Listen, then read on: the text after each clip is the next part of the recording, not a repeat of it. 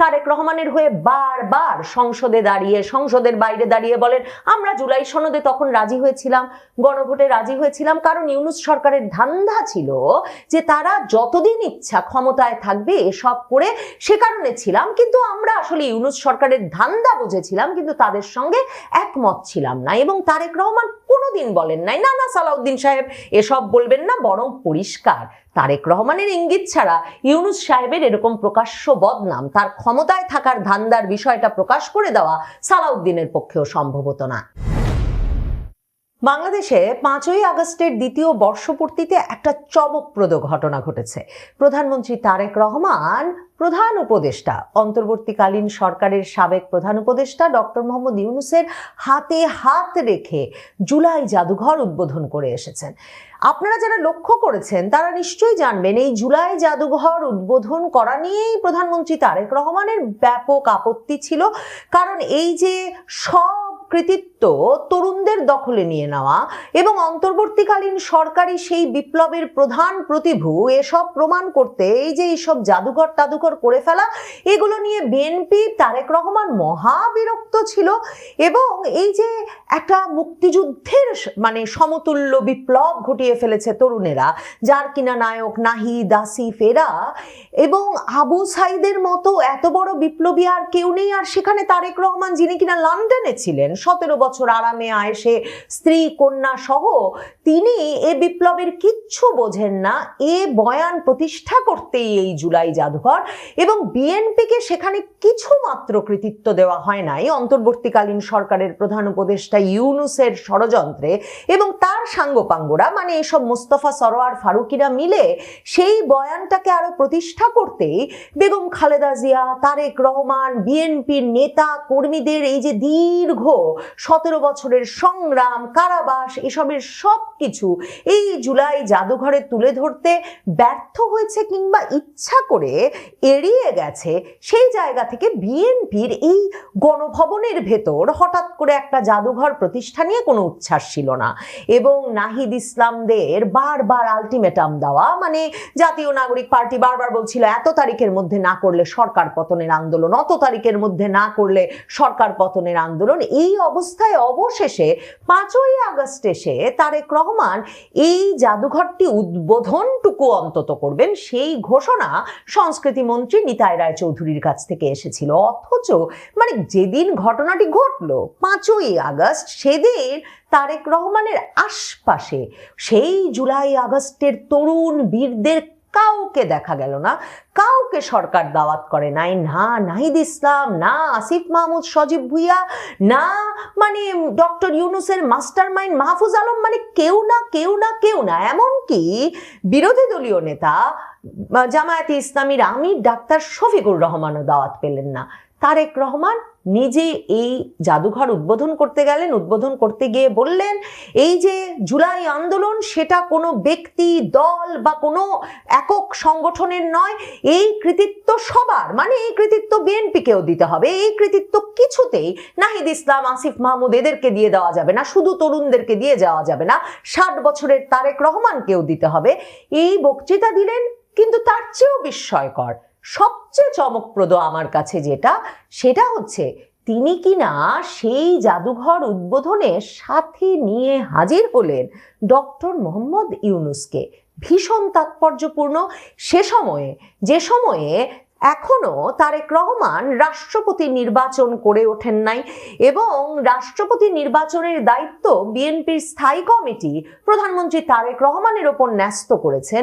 এবং ইউনূস দায়িত্ব ছাড়ার আগে থেকে, ইউনূস তারেক রহমানের প্রথম ব্যক্তিগত বৈঠকটা যখন লন্ডনে অনুষ্ঠিত হলো 2025-এর জুনে, তখন থেকেই এ কথা ব্যাপকভাবে প্রচারিত হয়ে এসেছে যে ডক্টর মোহাম্মদ ইউনূসের মূল লক্ষ্য বাংলাদেশের রাষ্ট্রপতি হওয়া এবং বাকি জীবনটা এই রাষ্ট্রপতি প্রোটোকলের মধ্যে থাকা এবং রাষ্ট্র ক্ষমতা আসলে রাষ্ট্রপতি পদে থেকে পেছন থেকে পরিচালনা করা। তারেক রহমান তো তাকে এই কথাও দিয়ে এসেছিলেন লন্ডনে। বৈঠকের পরে বলেছিলেন যে তিনি চান, তার পক্ষ থেকে তার দলের নেতৃবৃন্দ জানিয়েছিলেন সংবাদ মাধ্যমকে যে তিনি চান সব সময় ডক্টর মোহাম্মদ ইউনূস, বেগম খালেদা জিয়ার মতো ব্যক্তিরা বিএনপি যদি সরকারে আসে সেই সরকারের মাথার উপর থাকবে।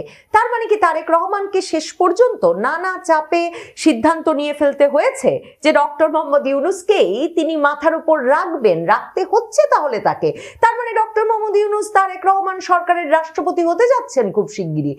এটার একটা ইঙ্গিত এই তারেক রহমান আর ডক্টর ইউনূসের হাতে হাত ধরে জুলাই জাদুঘর উদ্বোধন করাকে ধরে নেওয়া যায় নিশ্চিতভাবে, কারণ তারেক রহমান কিন্তু বরাবর ডক্টর ইউনূসের সাথে একটা দূরত্ব বজায় রেখে চলতে চেয়েছেন।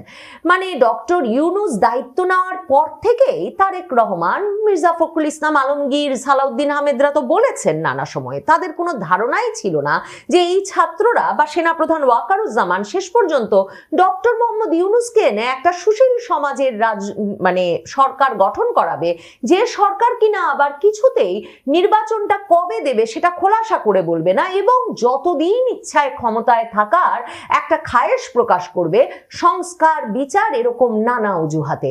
এই প্রসঙ্গে যে তারা ডক্টর মোহাম্মদ ইউনূস সরকারের উপর রাগ ছিল, ক্ষুব্ধ ছিল, সেটা কিন্তু এই মানে দমকেই প্রায় সালাউদ্দিন আহমেদের মুখ দিয়ে প্রকাশিত হয়। আর মির্জা ফখরুল ইসলাম আলমগীর তো ইউনূস আমল থেকেই সেটা বলে আসছেন। তারেক রহমান এতটাই ক্ষেপে গিয়েছিলেন ডক্টর মোহাম্মদ ইউনূস সরকারের ওপর যে তারা কেন নির্বাচন দিচ্ছে না, কেন বারবার বলছে আগে সংস্কার, তারপর বিচার, তারপরে নির্বাচন। মনে থাকবে আপনাদের 2025-এর মে মাসে তিনি নয়াপল্টনে বিএনপির এক জনসভায় ভার্চুয়ালি যুক্ত হয়ে ঘোষণা দিয়েছিলেন যে এখনই যদি এই সরকার এবছরের মধ্যে মানে 2025-এর ডিসেম্বরের মধ্যে নির্বাচনের ঘোষণা না দেয় তাহলে সরকার পতনের আন্দোলন করতে হবে, এই আলটিমেটাম তিনি দিয়ে দিয়েছিলেন। ডক্টর মোহাম্মদ ইউনূসকে পরে তারেক রহমানের মাথা ঠান্ডা করতে জুন মাসে তার সঙ্গে দেখা করতে বিরাট বহর নিয়ে লন্ডন যেতে হয়েছে। শুধু তাই নয়, এমনকি তার মায়ের জানাজার দিনেও যখন ইউনূস আবেগ দেখাতে তাকে জড়িয়ে ধরতে গেলেন, তারেক রহমানের ছবি এবং ভিডিওতে স্পষ্টভাবে অস্বস্তি ফুটে উঠল। এরপর তারেক রহমান নির্বাচিত হলেন, কোনো উচ্ছ্বাস দেখালেন না, তার শপথ অনুষ্ঠানে উচ্ছ্বাস দেখালেন না। নির্বাচিত হওয়ার পর ডক্টর ইউনূসকে আলাদা করে কোনো ধন্যবাদ দিলেন না যে আপনি ছিলেন বলেই এমন অবাধ নির্বাচন হলো যেখানে আওয়ামী লীগকে বাদ রেখে আমি নির্বাচিত হয়ে আসতে পারলাম বিপুল সংখ্যাগরিষ্ঠতায়। কিংবা তিনি তার শপথ গ্রহণের অনুষ্ঠানেও ডক্টর মোহাম্মদ ইউনূসকে কোনো আলাদা ধন্যবাদ, আলাদা আবেগ, আলাদা করমর্দন কিংবা আলাদা আলিঙ্গন কিছুর সুযোগ দিলেন না। ডক্টর মোহাম্মদ ইউনূস 2 ঘন্টা 2.5 ঘন্টা অপেক্ষা করে, মানে তিনি নিজেই ঢুকে সেই কথা বলছিলেন প্রধানমন্ত্রী তারেক রহমানকে, তার আবার রিল ভাইরাল হয়ে গেল, যমুনায় ঢুকেছিলেন তারেক রহমানের ঈদ শুভেচ্ছা বিনিময়ের দিনে একেবারে সাধারণ মানুষের সাথে যমুনার গেটে 2-2.5 ঘন্টা অপেক্ষার পর ইউনূসকে ঢুকতে দেওয়া এবং ঢোকার পরও এক রকমের মানে উষ্ণতা ছাড়া, এক রকমের আনুষ্ঠানিকভাবে যতটুকু অভ্যর্থনা জানাতে হয় ততটুকুই অভ্যর্থনা এবং আবেগ দেখানোর মাধ্যমে তারেক রহমান প্রমাণ করেছিলেন যে তিনি ইউনূসের সাথে কোনো আলগা মাখামাখি চান না।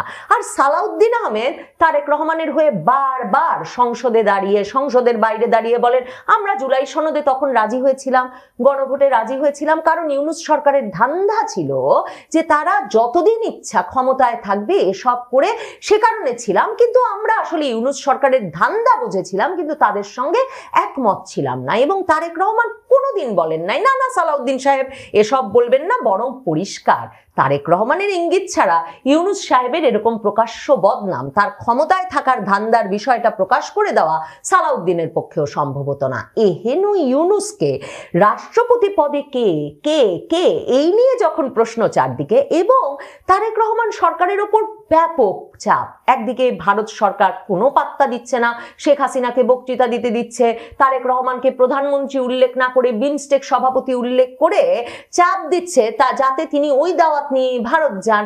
অন্যদিকে প্রেসিডেন্ট ট্রাম্পের দফতর থেকে রীতিমতো প্রেসিডেন্ট ট্রাম্পের বিশেষ দূত, দক্ষিণ ও মধ্য এশিয়া বিষয়ক বিশেষ দূত সার্জিও গোর ঢাকা সফরে এসে ভারতের রাষ্ট্রদূতের সঙ্গে সাক্ষাৎ করছেন, বাংলাদেশের প্রধানমন্ত্রীকে বলে যাচ্ছেন তাকে অন্তর্ভুক্তিমূলক রাজনীতির পরিবেশ সৃষ্টি করতে হবে, তাকে আর কি করতে হবে তার যে লিস্ট দিয়েছেন তার সাথে তারেক রহমান যে লিস্টে চলছিলেন তার কোনো সম্পর্ক নাই। মানে তারেক রহমানকে চীনের সঙ্গে মাখামাখি কমিয়ে আনতে হবে, তারেক রহমানকে আওয়ামী লীগের জন্য যথাযথ পরিবেশ সৃষ্টি করে দেশে একটা স্থিতিশীল রাজনৈতিক পরিবেশ আনতে হবে। আর সবচেয়ে বড় যে কাজটা করতে হবে তারেক রহমানকে, সেটা হচ্ছে বাংলাদেশে ইসলাম পন্থার, চরমপন্থার, জঙ্গিবাদের যে অবাধ বিকাশ ঘটছে সে বিষয়ে সক্রিয় হতে হবে এবং কঠোর হতে হবে।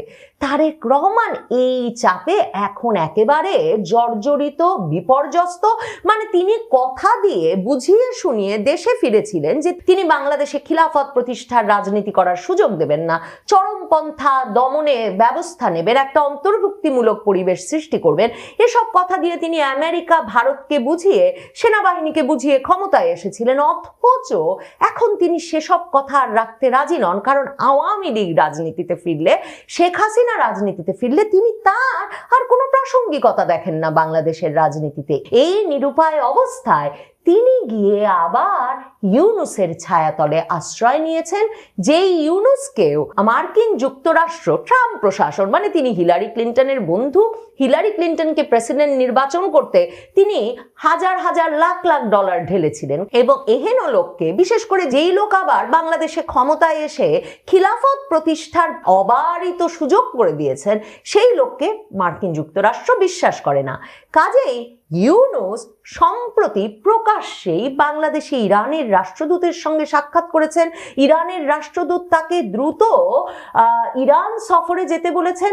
তারেক রহমানকে কেউ কোথাও সফরে যেতে বলছেন না। তিনি চীন গিয়েছিলেন এ কথা দিয়ে যে তিনি করিডোর করতে দেবেন। এখন সার্জিও গোরেসে বলেছেন কোনো চীন বাংলাদেশ মিয়ানমার করিডোর হবে না, রাখাইন করিডোর দিতে হবে।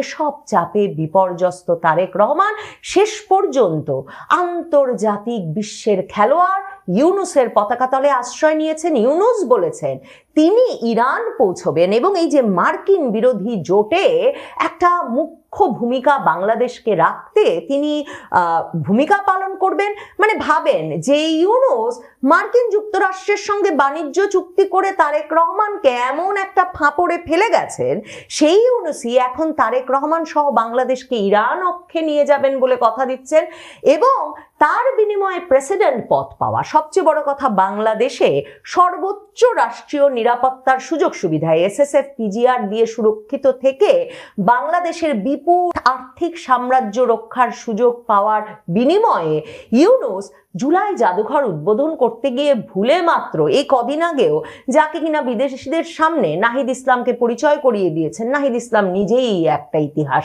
আসিফ মাহমুদ সজীব ভুইয়াই সেই তরুণ যিনি কিনা তাকে প্রথমবারের মতো প্রধান উপদেষ্টা হতে বলেছিলেন, সেই নাম উল্লেখ করে বক্তব্য রেখেছেন। আর ক্লিন্টনের সামনে গিয়ে মাহফুজ আলমকে মাস্টার মাইন্ড বলেছেন, কিন্তু জুলাই জাদুঘর উদ্বোধন করতে গিয়ে একবারও বলেন নাই কই আমার নাহিদ, কই আমার মাহফুজ, কই আমার আসিফ মাহমুদ সজীব ভুইয়ার মতো বিরাট তরুণ বিপ্লবীরা কই আজকে জুলাই জাদুঘরে? এই জুলাই জাদুঘর তো তাদেরই কীর্তির ইতিহাস। একদম ইউনূস সেসব বিষয়ে কোনো কথা বলেন নাই। তিনি আনাস নামে এক কিশোরের কথা বলেছেন, যার কথা আর কোনো রাজনৈতিক দল উল্লেখ করে না। এমনকি তাদের প্রিয় হাদি, যাকে তারা মিলে সৃষ্টি করলেন, সেই হাদির নামটা পর্যন্ত মুখে আনেন নাই।